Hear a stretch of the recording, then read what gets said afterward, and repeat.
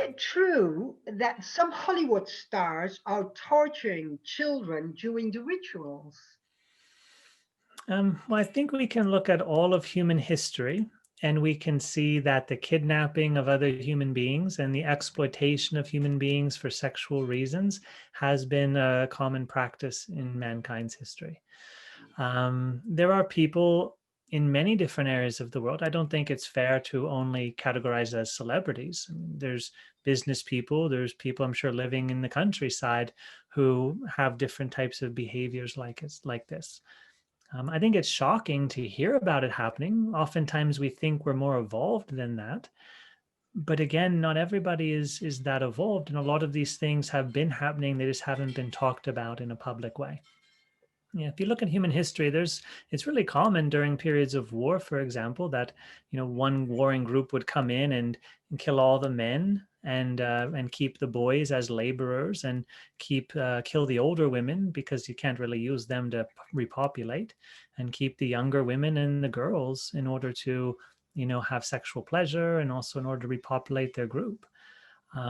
It's part of human thinking, unfortunately. It's been around for a long time, and hopefully at one point humanity grows beyond this.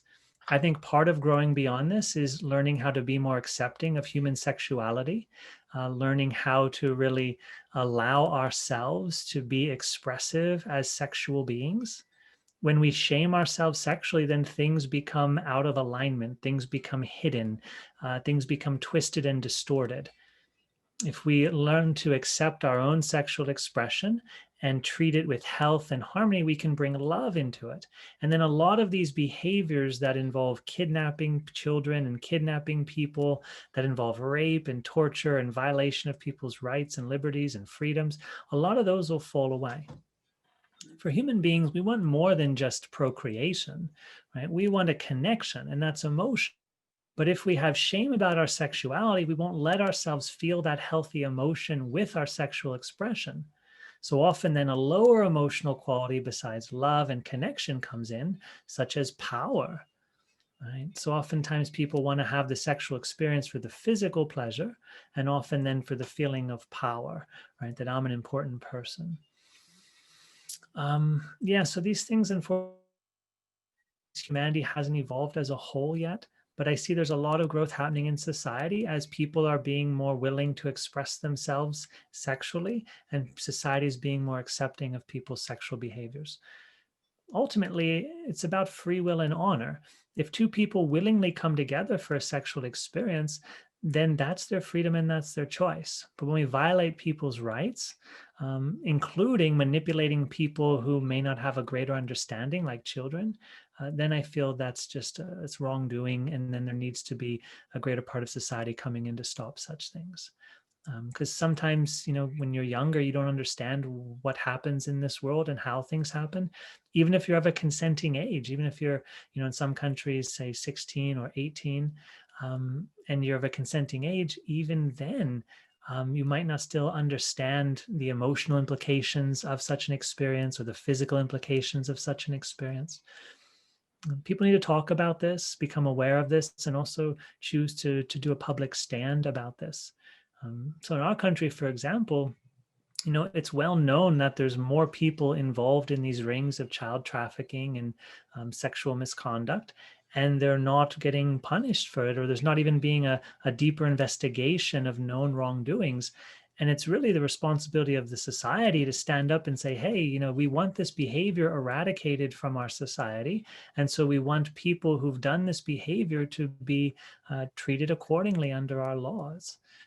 And ultimately, the laws should desire to educate and inform, as well as to show a type of, inappropriateness, that we're not going to allow these type of behaviors to be part of our normal expression. Again, the challenge is a lot of people who have a lot of power, right? They feel a lot of emptiness inside, and they have the means then to acquire whatever they want. They have power and they have wealth, so they can get whatever they want.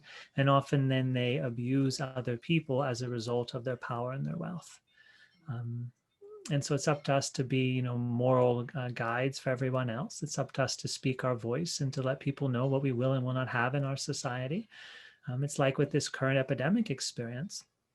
It's up to humanity to decide what we will and will not have. and we should not be letting a few people make this decision for us. It's too big for a few people to make a decision like this, right? As humanity, we really need to come together and find a way for all of our voices to be heard. And that's really the purpose of democracy, which is a wonderful form of government. There's many wonderful forms of government, but it's really up to us to become more adamant about how this world happens. Because we all know that certain things are wrong, such as abuse and rape and kidnapping. So it's up to us to take a stand. And sometimes we have to get out of our normal, comfortable lives and make life a little uncomfortable for a while in order to change humanity for the better. Yeah, there's a lot of sickness in this world, psychological illness, that causes people to get pleasure from causing others pain. And that often happens from the person's own wounding, right? Where their own understanding of what's pleasurable and painful became confused in them as little children or as adults. Or even there's loads of animals that they abuse also.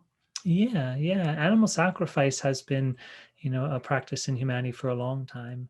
However, whenever we judge something to be different than ourselves, right, then it opens the window for mistreatment.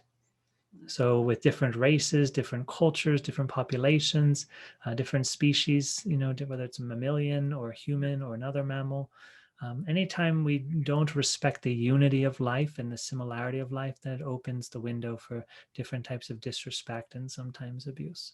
So a teaching that everything is one consciousness, one self, teachings like what you create in this world, you're going to respond, you're going to feel back, you're going to get a reciprocal experience from. Like, that's a wonderful teaching as well that people can validate, right? If I am happy and I'm talking with you, I'm going to make you happier also. And then I'm going to feel happier as a result. So I can validate that really quickly, right? And if I get angry at you, like, I'm probably going to hurt your feelings. Maybe you'll get angry back at me. And that's just going to make us all suffer. Yeah. Right? But when we're beyond response, when we don't observe the response because we're not awakened enough, or when we're not shown a response because we block it in some ways as a culture, as a society, as a political group, or in our own family, right? Then we're not allowing ourselves to have the proper cause and effect experience that lets us learn. So sometimes some things are like brushed under the rug, they're hidden, they're not talked about, and that prevents the cause and effect experience from happening. So we have to be accountable for what we do and let this natural alignment of life happen so that we can appropriately learn from our experiences. Thank you.